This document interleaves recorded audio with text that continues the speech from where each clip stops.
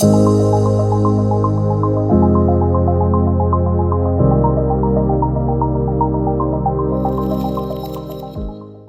again to EY's IPO Knowledge Series. Vivek, great to have you and thanks for making time.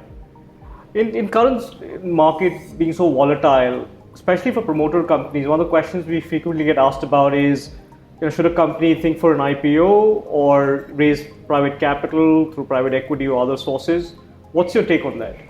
See, let's first look at the markets. While the Nifty has been robust, the broader market has seen massive corrections. And there's a lot of volatility happening.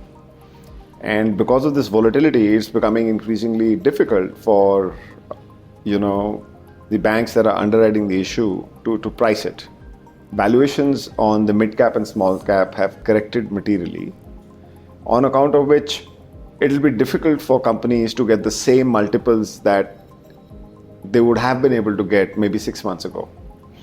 So philosophically speaking, it's a question of what is the size of the issue I want to take out, if I want to take it out in this market, right? And how are we going to price it in terms of valuation? Both may need a serious relook given the place where the market is and given the volatility in the markets. All right. So that said, if you are a promoter-led company which was getting ready for an IPO, the question really is, do you really need the capital now, or can you postpone raising capital from whichever source for the next 6 months to a year? Keep yourself ready, and when the markets are back, when the volatility reduces and the valuations again seem favorable like they were about, say, 6 months ago, 5 months ago, you go and take a stab at it. But a lot depends on how much capital you were looking to raise and how soon do you need it. If you're a fast growing company, you cannot postpone capital raising. So what are the options really available to a promoter-led company? And I would put that in two buckets.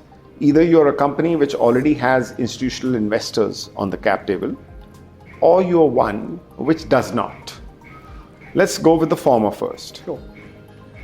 If you are a promoter-led company with institutional capital already on your cap table, essentially meaning either a VC fund or a private equity fund or a combination of both, philosophically speaking, you are used to working with another partner who is on the cap table from a governance point of view. Then the choices for you, if you really need the capital, is A, raise more capital from the alternate capital universe, which is more from private equity, either as a pre-IPO round or as a private equity round which will look at an IPO in 2 to 3 years, and or raise more leverage depending on how leveraged your cap table is. What we are seeing is a lot of companies who genuinely need growth capital are looking towards structured equity. There are players who offer structured equity, which, if you think about it, is a cheaper form of equity via convertible note structure, which essentially leads to lesser dilution for everybody on the cap table. And this is also finding favor with the private equity funds or the VC funds which are already on the cap table, right? Now, if you are a promoter-led company with no institutional capital no institutional shareholder on your cap table, then you can either look at raising capital if you really need to, given the growth demands of your business, either from leverage through banks, and if that is exhausted, through the structured equity option, and or go to private equity. Now there it's a philosophical question, because as a promoter, if you are looking to raise private equity for the first time, that's a decision you need to think through long and hard, because philosophically speaking, you may need to change the way you run your business. You have to put a governance structure in place. You have to be okay with having somebody else on the board who will have a say in the way the business is run, which is only fair. If you're taking capital from someone, you got to listen to them. And that is, I think, a harder pickle for folks to solve. And in that instance, what we are seeing is promoter-led companies with no institutional capital going the option of raising leverage either through structured debt or structured equity, whichever you might call it, as opposed to going to private equity to tide over a period of a year during which they hope the markets will come back and they'll again get favorable valuations. No, thanks for summarizing that. So it's fairly complicated to decide one or the other. So how should one really decide once you've laid out some of those tenets on governance, timing, the amount of capital? How should one really decide about which route is optimal for them? So look, to all our clients, which are running promoter-led companies, we always tell them that you got to think long-term.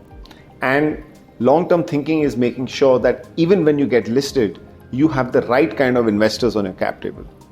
So if you have the opportunity to start well in that direction via a private equity round or a pre-IPO round, then definitely you should think about it.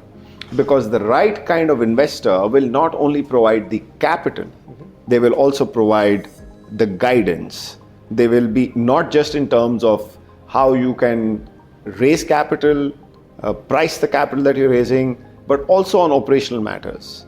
There are private equity funds who are very involved in the running of the business, can connect the company to more customers, help them open access to newer markets. And these are strengths that promoters should recognize and go in with their eyes open. At the end of the day, the private equity fund or the institutional investor is there only for a finite period of time. They will come in, help you create value, and then exit, leaving the larger pie, a company with a much larger cap table, backed for the promoter and the family to continue running. And we've seen up-to examples of that. No, thanks, Vivek. It's not really a destination, right? It's a path to a wider legacy that promoter is really creating, all the funds are really establishing. This is really insightful, and thanks for making time again. You're welcome. If people have any questions, do feel free to reach out to us, and we'll be glad to engage with you. Thank you.